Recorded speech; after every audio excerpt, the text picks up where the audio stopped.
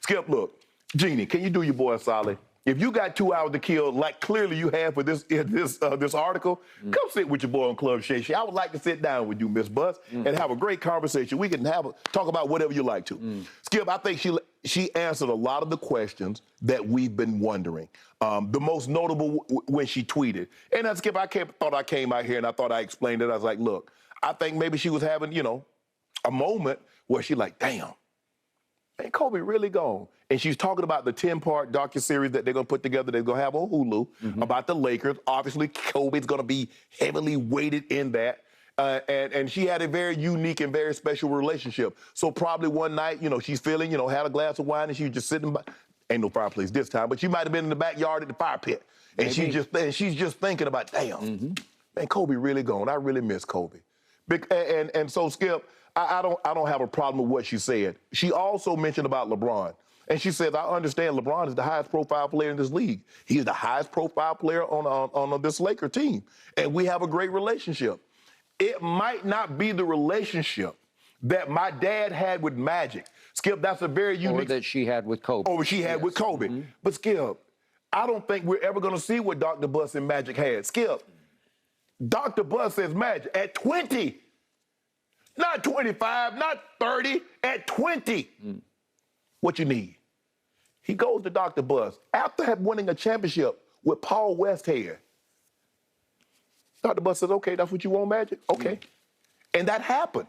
But she understands who LeBron is, what LeBron is. She says, I got a great relationship with LeBron. Did she say great? But she says, I have a good relationship with LeBron. I have a good relationship with, I talk to LeBron. I have a relationship with all players. She talked about because they made it about Clutch. And she's like, yeah, I got a relationship with Clutch, but I have talked to a lot of agents. But I thought she answered the questions without giving away anything. She's like, look, we're not doing deals just to do deals. If they make sense for us, we'll do the deal. She mentioned the salary cap and the luxury tax and things of that nature. But Skip, I thought she did a great job of explaining her thought process. This is new to her. Yeah, she's been around it, but being around it and actually being in it, where you have to make the decisions and they come back to you. Her dad made the decision, and whatever arrows, whatever boomerang came back, he graciously accepted. But it wasn't no whole lot of collaborative issues with Dr. Buss. Dr. Buss out of the throat, he's like, okay, we moving on from Shaq. Okay, we moving on from this one. Okay, we move, and that was the end all be all. It wasn't like, what you think about this? Kurt, Linda, what you think about that? Magic, what you think about that? That's not how he operated. This is how she feels she needs to operate. But Skip, look, for me, I had no problems with what she said. I thought she offered some great insight. This was very in-depth. And interviews, when as long as it's written, she spent a lot of time sitting down answering questions. She probably answered 50, 60 questions, but these are the ones that they felt that was most entertaining or could give you the most value. But she probably sat for 90 minutes to 2 hours doing this interview. Okay, I hear what you said. I'm going in very different directions from what you said. I read every last word of this. I slept on every last word. I'm a fan of Jeanie Buss's. Her father raised her to do this job, and she's done it at the highest level for a long time. She managed, as she points out in here, to replace her brother. Right. To oust him and seize control.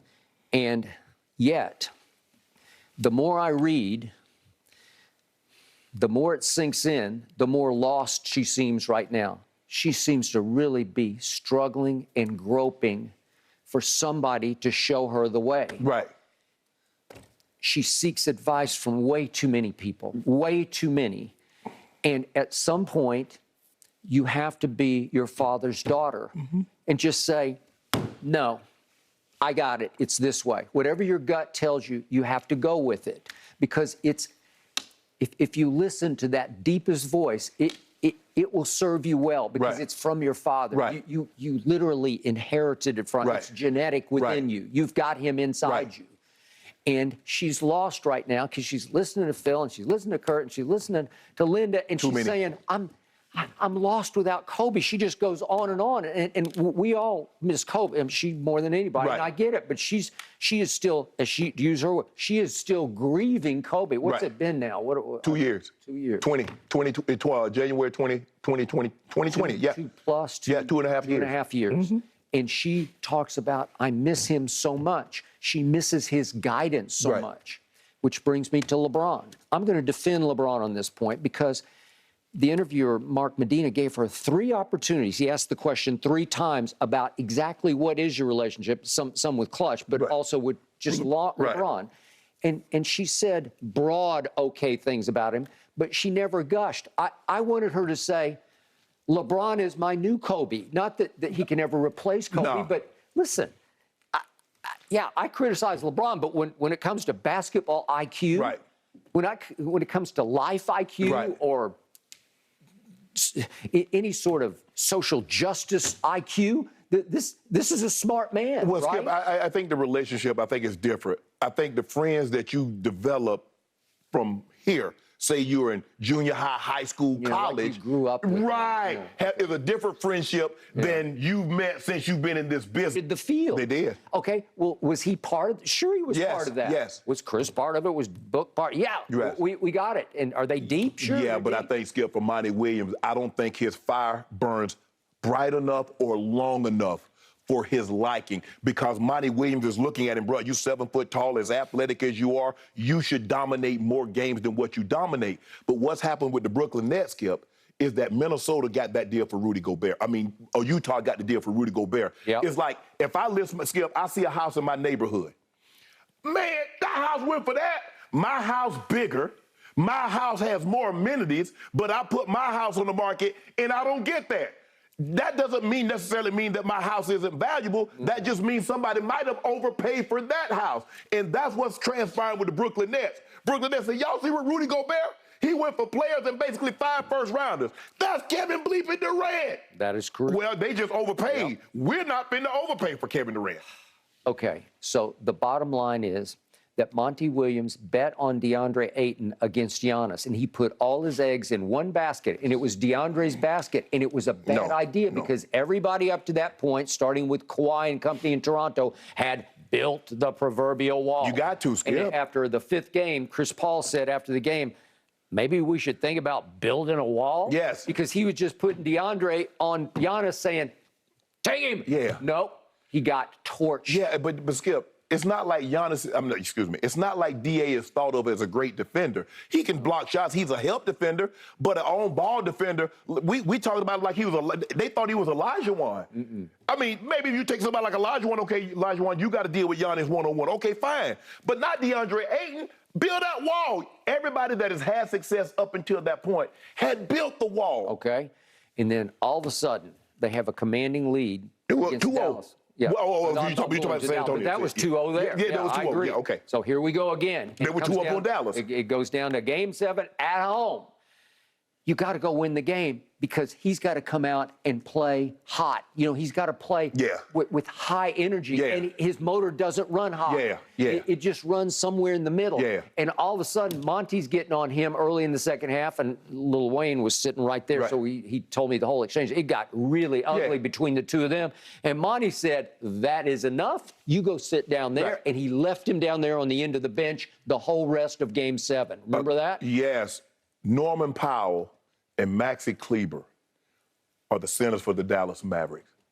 DeAndre Ayton says, let me show you why you should have gave me this money. I got a 35-20 in my back pocket. He does 35-20, Skip, in Game 7. You got it. No, but he didn't. No. And Monty was trying to light his fire. Skip, I can't.